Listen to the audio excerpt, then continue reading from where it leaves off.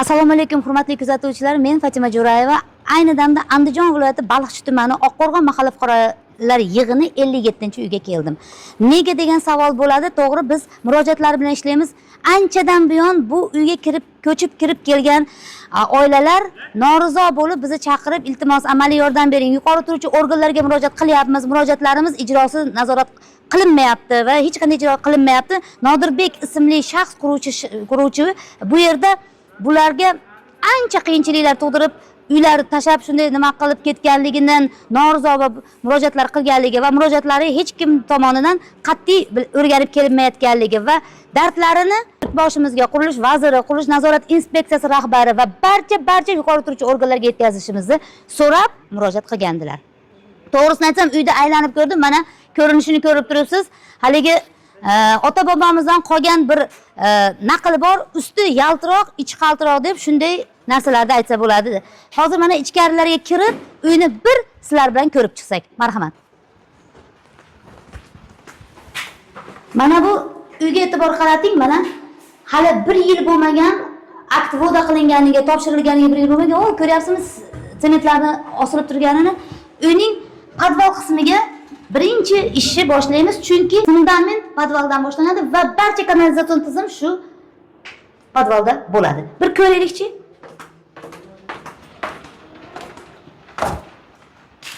Noturar uchun mo'ljallangan bu podval nimagadir turar joyga o'zgartirishga urinishlar bo'lyapti. Mana bu suv trubasining ahvolini qarang. Qiyshayib ketgan va o'ta nobop holatda turibdi. Hech qayerga qatirilmagan. Yana qiziq jihati, suv trubasi oldida yuqori kuchlanishli elektr simi birgalikda o'tkazilib kelinmoqda. Xudo ko'rsatmasin, mana bu narsa yana bitta yaqinroq keling-da. Mana bu yerda ko'ryapsizmi? Ulanish joyi bor. Bu yerdan qanchadir vaqt muddat o'tgandan keyin bu yerdan suv, Xudo ko'rsatmasa oqsa, bu yerda yong'in yuzaga kelib chiqadi. Endi mana shitovoyimizga e'tibor qaratamiz. Mana bu yotgan visokovoltli, ya'ni yuqori kuchlanishli simlarning ahvolini qarang. Mana bu sim esa hatto ulanmagan ham yerda yotibdi. Yerning zaxligi bor. Bu podval, lekin mana bunday holatda turishi ko'ryapsiz. Yosh bolalarning anjomlari turibdi. Bu uyda oilali, farzandi bor, yosh bolalari bor insonlar yashaydi, oilalar. Ertaga bu yerga bolalar tushib, mana bu simlarni ushamaydi deb kimdir kafolat bera oladimi? Yana davom etaylik. Menga birinchi e'tiborimni jalb qilgan narsa mana bu kanalizatsiya. Yana sizga bitta narsani aytaman, videoda bu narsa sezilmaydi, lekin bu podvalga tushganingizda shunday uzuru qo'pol qilib aytaman, axlatni hidi kelmoqda. Bu yerda kanalizatsiya tizimi to'g'ri ulanmagan degan men fikrga kelaman, chunki agar to'g'ri bo'lganda bu daraja sassiq hid bo'lmas edi. Mana kanalizatsiya turbalari o'ta kichkina holatda, bu uyda ko'p xonadonlar bo'lsa-da kichkina holatda olib kelib, mana qarang, kichirib tepaga yana ham kichik holatda bo'lib ketgan. Hech kimga sir emaski, masalan, rakovinalarimizdan foydalanganimizda yoki shu narsalarda albatta yog', har xil narsalar ishlatganimizda trubalar atrofiga yog' yig'iladi. Ertaga bu yerlarda nima desam bo'ladi? Suv oqish holatlari yuzaga kelmaydi deb hech kim kafolat bera olmaydi. Yana bir narsa mana tagidan turgan narsalar. Bitta narsa bor, tizim bejizga tizim deb atalmaydi. Hamma joyi ulangan bo'lishi kerak. Mana ahvolni qarang. Bitta kanalizatsiya trubasi mana yerda ochiq holda. Yana bir narsaga e'tibor beringki, zaxlik to'g'ri yo'naltirilmagan joyda mana bunaqa hamma tomonda bu sho'rlanish holatlari yuzaga kelgan.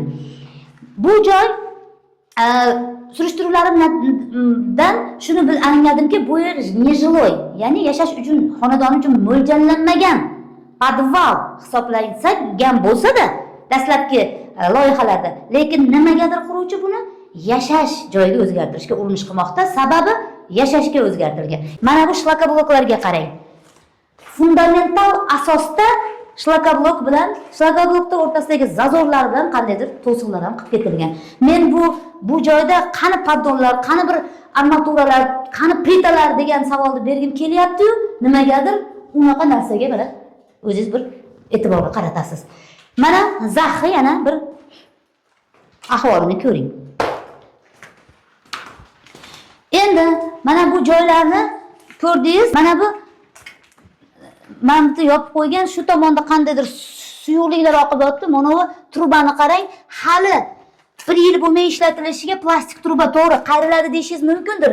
Bu nosoz, yaxshi, sifatli truba qo'yilmagani oqibati mana qayrilishlar yuzaga kelgan. Ertaga bularni sinib ketmaydi deb hech kim kafolat bera olmaydi.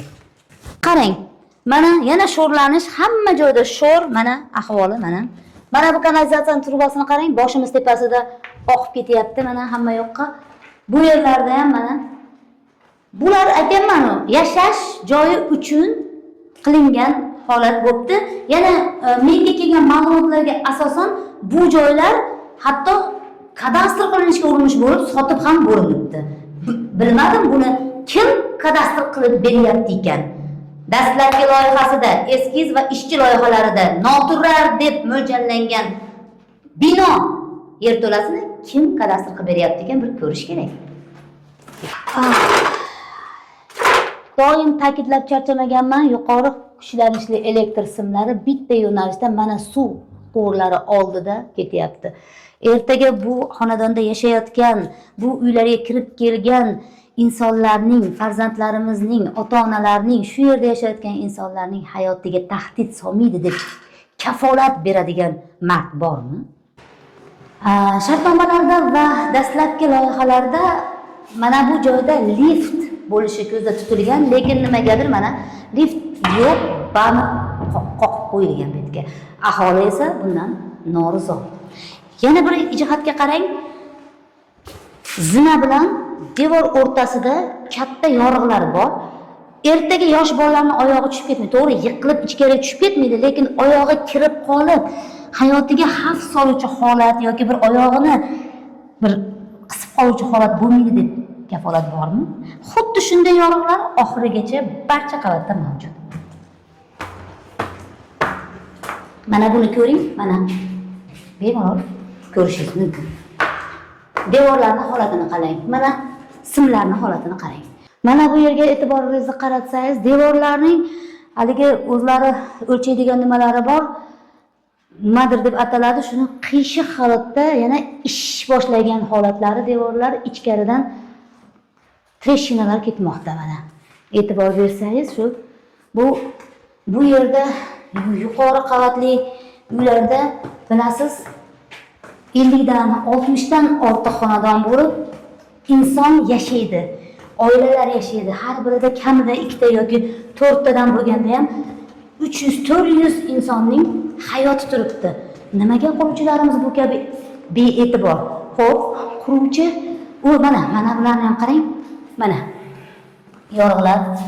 Xo'p, quruvchi o'z shaxsiy manfaatini o'ylab, eng sifatsiz narsalardan qurib foyda qilayotgan bo'lsa, buni qurilishni nazorat qiluvchi organlarning ko'zlari qayerda? Aktivada qilib, ya'ni foydalanishga yaroqli, texnik shartlari bilan to'g'ri qurilgan deb xulosani berayotgan mas'ullarning ko'zlari qayerda? Uyni topshirish ekan deb topshirib olyapti, lekin bu uyda ertaga xalq yashashligi, bu uylarni qimmat narxda oyiga kamida 4 million so'mdan kredit to'lab 15 yilga ko'chib kirganligi yoki 50 yil yashashligi kafolati bo'lganligi qani? 1 yilda shu ahvolga kelgan uy 5 yildan keyin qanday holatga keladi? Buni ham bir javobini bera oladigan mard bormi? Arxitektura qurilish nazoratini nazorat qiluvchi inspeksiyaning joylardagi vakillarni uyg'onish vaqti kelmadimikin? Fuqarolarimiz iltimos qilishda aytishimni bilasizmi? Musulmon davlatimiz, Allohga beadad shukrlar kelsinki, iymon keltirgan musulmon davlatlardan birimiz. Hojatxonalarni, aynan ko'p qavatli uylar qurilayotganda Fatima opa shu narsani iltimos taklifini berib ketsangiz, hojatxonalarni joylashtirishda qiblaga qaratib qo'yishlikni sal e'tiborga olishsin. Sal ichkariroqmi yoki boshqaroqmi, lekin faqat qiblaga qarab qolishini nima qilmasin. Shuni bir og'iz loyihachilarimizga, o'sha quruvchilarimizga va o'shalarni nazorat qilayotgan tashkilotlarga shuni yetkazsangiz deyishdi. Mana ko'ring, haqiqatdan ham mana loyiha bo'yicha qiblaga qarab qo'ygan. Mana vannalar уже nosoz holatga ham kelib yotibdi. 1 yil deganda. Bir narsani ta'kidlab o'tib ketmoqchi edim. Bu hudud gazlashmagan hududga kirganligi uchun suyultirilgan gazga o'tkazilgan va propan ballonlari o'rnatilib ketilgan ekan. To'g'ri, video orqali hidni yetkazib bo'lmaydi, lekin bu uyda tashqarishda kirishda gazning hidi, ichkariga kirganingizda kanalizatsiyaning hidi. Menimcha ulanmagan kanalizatsiya shu qatlavan qilashning ichida axlat yotibdi. Hidi bu yerdagi yashayotgan aholining sog'lig'iga ham zarar yetkazayotganligini aytib o'tib ketishim kerak.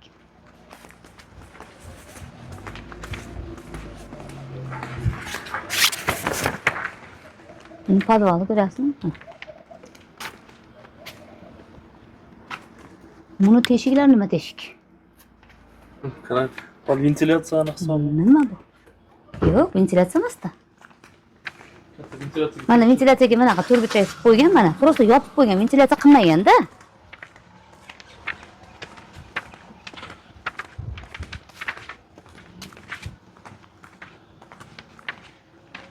Mana bu esa uyimizning orqa qismi ahvoli.